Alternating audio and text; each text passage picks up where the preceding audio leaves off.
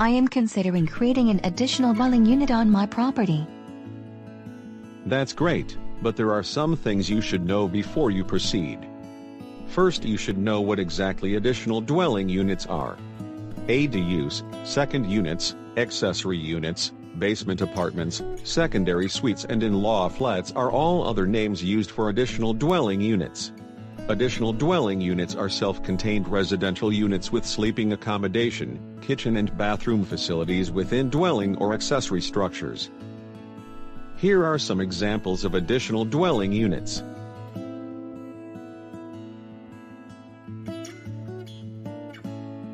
I see. Where can I build additional dwelling units? Additional dwelling units are permitted in residential areas within single detached and semi-detached, which refers to a dwelling with two separate units that are side by side, as well as townhouse or row house dwellings, which refers to a structure with 3 or more units side by side. They are also permitted within a building accessory to those building types. Within floodplain areas, additional dwelling units are not permitted in basements. Outside of floodplain areas, basement units are allowed where downspouts and foundation drains have been disconnected from the sewer system. Also where a sump pump and a backflow prevention valve has been installed. If your property is on a floodplain, please contact the Essex Region Conservation Authority for more details. Use the links below to identify whether your property is in a floodplain and to learn more about building permit applications. Will I need to apply for a building permit to build an additional dwelling unit? Yes, to create an additional dwelling unit you will need a building permit. Learn more about the submission process using the link provided. Keep in mind that units created before November 20, 2018 are not exempted from new regulations. The Ontario Building Code applies to the design and creation of additional dwelling units. Also, the Ontario Building Code requires a distinct separation between the individual dwelling units. Compliance with the OBC can be demonstrated by submitting plans to the city's building department. A qualified designer or architect will assess the configuration and prepare the drawings to accompany a building permit application.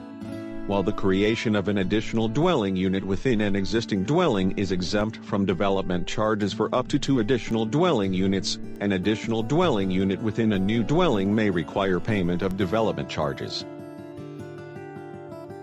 Please also be aware of the zoning requirements when creating an additional dwelling unit. Additional dwelling units are typically smaller than the primary dwelling unit. 1 additional parking space must be provided for the first additional dwelling unit on the lot. However, the extra parking space is not required if the property is located within core areas of the city that is well served by transit. The boundary of core area where parking exemption applies is marked by west of Cadillac Street and Henry Ford Center Drive, north of Tecumseh Road, east of Prince Road, and south of Detroit River. Please be aware that properties listed on the Municipal Heritage Register, or located within a heritage area cannot have any part of the exterior that is visible from the street altered. If you are looking to construct an accessory building, here are some additional things you need to know. Detached additional dwelling units must have access to a public street or alleyway, access to a municipal sanitary sewer, access to a municipal stormwater outlet and access to electrical and water services. Detached additional dwelling units must also have direct pedestrian access to the street or alley. Tenants must not be required to access the additional dwelling unit through the primary unit. Detached additional dwelling units must have an address clearly visible from the street as well.